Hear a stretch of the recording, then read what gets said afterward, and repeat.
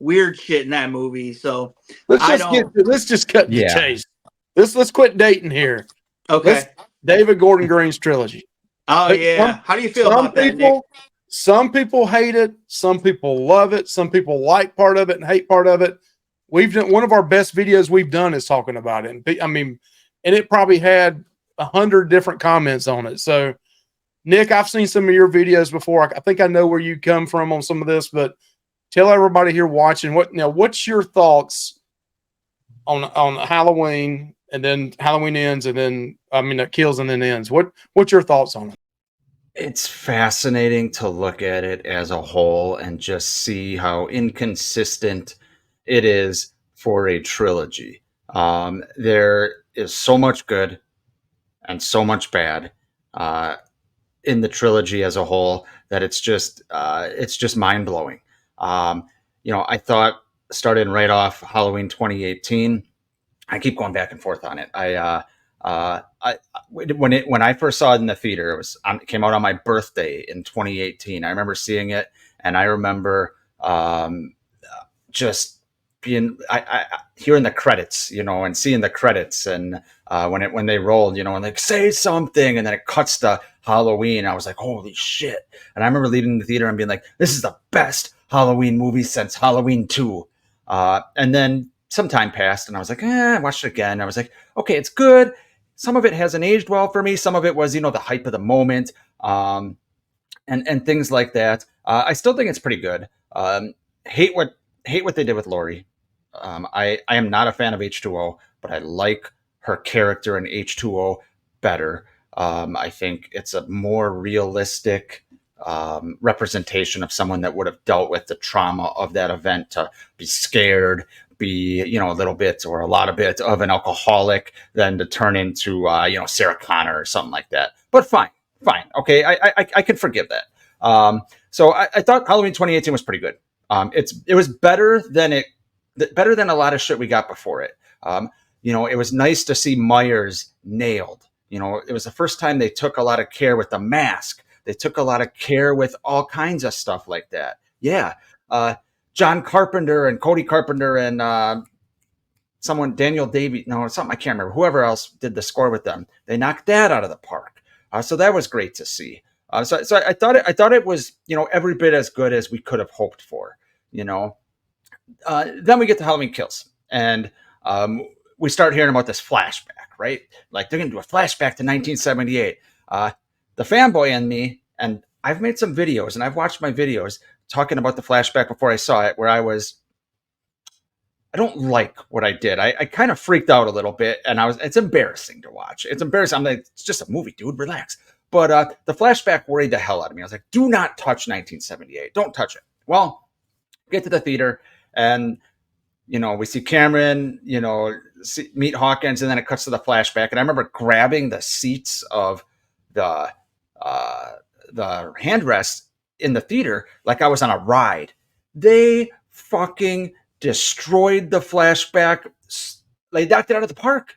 I couldn't believe it. The little details they had, the score, the wallpaper on the Myers house, the dog, the gutter. Was it perfect? No, but I absolutely adored the flashback. I can't believe they did it. I can't believe they did it so well.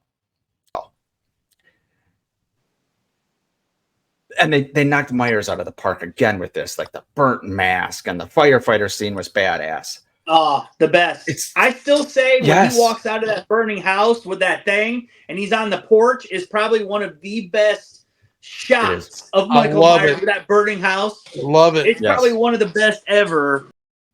Yes.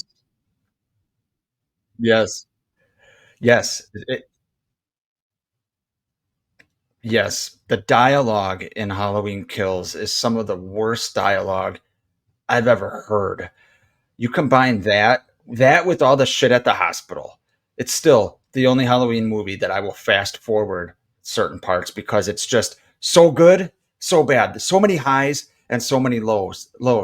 Like it's just crazy. It feels like two different movies to me. And the pacing, and it just cuts from the hospital, cuts to here, and then I was excited when they cast Anthony Michael Hall as Tommy Doyle because I was like, I buy that. I buy that he looks like He looks like, Brian Andrews would be growing up. He looks like he could be Tommy, and certainly much more than Paul Rudd, right? And Anthony Michael Hall's a good actor. I thought he was terrible. I thought he was absolutely terrible. And I don't know if it's his fault or the writing. I tend to blame probably a little more of the writing. But even so, I don't think it was good at all. It was disappointing. What's funny is Lonnie was actually my favorite character in Halloween Kills. I thought his character was awesome. Surprised me. And I even like Cameron in the movie too. But yeah, so many highs and so many lows in Halloween Kills. I still to this day don't know how I feel about it.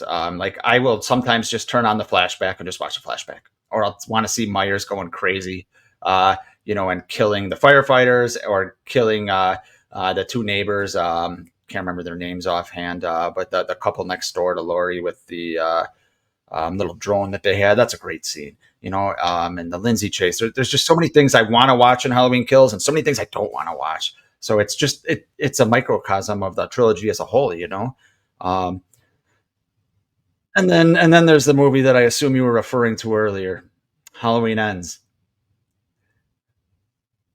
Go ahead.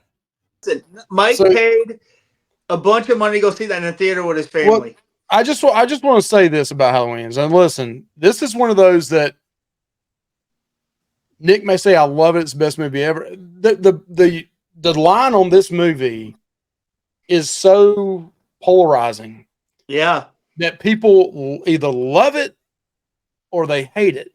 There's hardly any in the middle like, it's okay. And that may be with you, Nick, but I've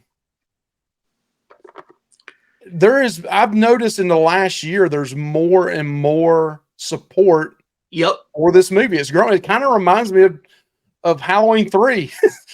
All of a sudden it's getting this great uprising where people really love it, and they're like, well, you're kind of too old, you're in your 50s, and eventually you're so I don't know. I'll be interested to see what I've heard some of Nick's opinions in the past. I don't know if it's changed over time, but I'd love to hear Nick's thoughts on Ends. And I know Josh and I have gave our opinion on it before, but I want to hear another fellow Halloween admirer and lover what they think about it.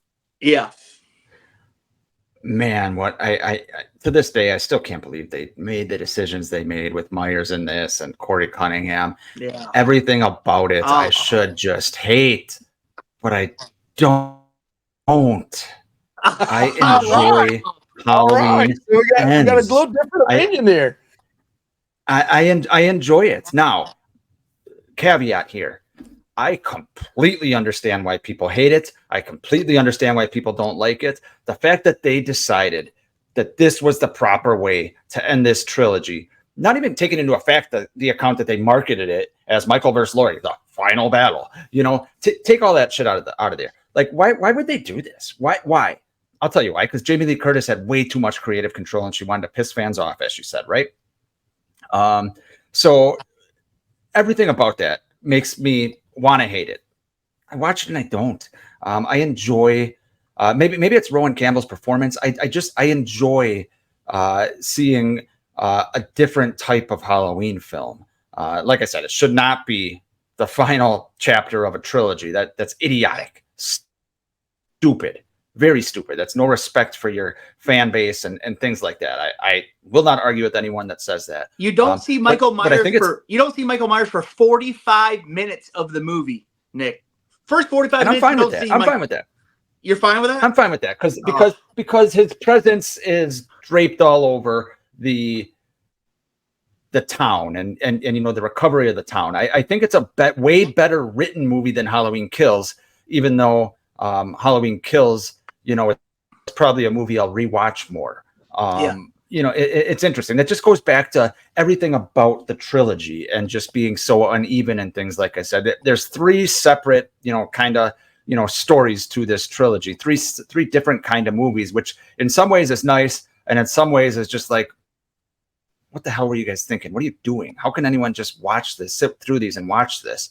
But I enjoyed Corey's performance. I enjoyed watching Corey's descent into madness. I love the junkyard scene. I think that's really well done. Yeah. I can't stand, there's they should not have shown Corey Cunningham, a guy that gets beat up by band geeks, beating up Michael Myers. That's horrible. That's to me that is unforgivable. That ruins it. Yeah, and I can't argue with that. Me and Josh did a long video on this, and I still am upset with it. My problem, in the very first Halloween, really Michael Myers is not seen in the movie a whole lot. Now it is an hour and a half, a 90-minute movie. This one was closer to 2 hours, may have been a little over 2 hours, right around 2 hour mark. And Corey is playing Michael Myers a lot in this. Yep. My issue with this being a Halloween diehard, which Nick, you're a diehard too. I consider you a diehard. And this is what's the great thing about movies, and why we're on YouTube talking about this, is there difference of opinions. Yep. And I can see both sides. I'm still trying to understand the liking it side. But if they would have had Michael Myers, this is supposed to be a direct from the first one, right? Number 2 is not involved. Correct. So Trilogy is based off of number 1, and then that's right. The next 3. So Michael Myers that night off of 1 only killed, was it 3, 4, 5 people at the most? 4, 3. This town, if you take all them other ones out, even number 2 out, which I love the thing of Michael Myers and Laurie being brothers and sisters. I can, with this David Gordon Green thing, I can deal with that, even though I still like it them being brother and sister. It's just like there's a lot of towns that 3 and 4 people die that are murdered. Yep. That doesn't shut the whole town down for the next 45 years. So I don't understand the logic of that. This whole town was devastated. I know it's a small town, but there's a lot of small towns where you have, in Charlotte, North Carolina, you had, 3 or 4 officers shot yesterday and killed. Unfortunately, that's tragic. But 40, 50 years from now, I don't know if people will remember it, but it's not going to So that's the one thing I hate about it. Were they traumatized though? The town, they weren't traumatized until after the events of 2018 and kills, right? Because in 2018 they thought that everyone was calling Laurie the loony, right? Because she still was obsessed with Myers, right? So the town didn't give a shit. Right. But to your point, think about if Halloween 2 was canon, which obviously it's not. There's a lot of reasons why it couldn't be. But then I think Laurie's like obsession and freaking out about it would be a lot more valid, because she saw him get shot 6 times and get back up. She saw him pursue her to the hospital. She saw him blow up and keep walking. Then it's like, holy shit. Then I can understand why she's gearing up for him to escape again. But then obviously, it's terrible what she went through in Halloween 78. That would traumatize anyone, especially a 17-year-old girl, right? But yeah, I agree with you. It wasn't thought out, and you get rid of the whole brother sister angle, right? Which I actually like getting rid of it. Why have Laurie in the movie then, or in the trilogy as a whole? Why? Because Jamie Lee Curtis you can say Jamie Lee Curtis is back 40 years later and I'll sell tickets, right? Right. Well, I think the whole Corey thing, and Josh and I have talked about this, and you may have heard our opinion on this too, Nick. The actor himself was great. Yeah. I have no faults with any of the actors in any of the movies. No. I mean, well, maybe a couple, but in the final one, no. To me, they should have had the Corey. If they're going to use Corey in this is if Mike was able to write the final one and take what David Gordon Green used with it, was Corey should have been introduced back in 2018. Yep. Early in the movies, to me, they made this whole final ends about Corey and his girlfriend, and I get part of that, but if they would have introduced his character earlier, so I could have really grabbed hold of him, and the opening scene and all that, I get all that, but where I thought they made the big mistake was, number 1, killing him off in the movie, or somebody could come back and say, well, he really wasn't dead. They killed him off. If they would have left it at the end of that movie, number 1, I've heard there was another alternate ending. They were thinking about putting him in a crematory. I think that would have been much better than throwing him in a compactor, a metal destruction, to chew him up to pieces. Put him in a crematory. Number 2, let Corey not be dead, and that coffee table at the very end with the mask a scene where somebody walks through, not showing who their face is, and they pick that mask up and they walk out. To me, that would have been the trilogy would have been turned over. Michael Myers is handing it to Corey. He's the new Michael Myers. And it also says that mask has got some of that evil in it. That's part of the evil now is this town and this evil is part of that mask, and Corey's taking it over. I just thought they just screwed the pooch on that. Which they were building up. They were building up, right? The mask right at the opening of Halloween 2018, holding the mask up.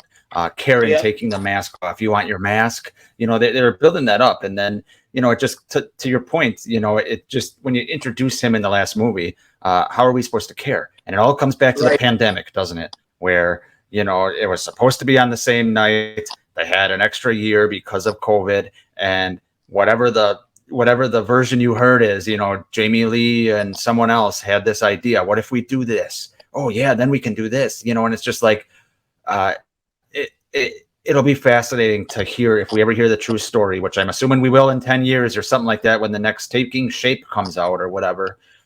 It'll be fascinating to see some of this behind the scenes stuff and what actually happened and stuff like that. So I like that there's something for everybody in this trilogy. But as a whole, as a whole, it's deeply unsatisfying. I'll say this though about the trilogy, and let me know if you guys agree with me or not.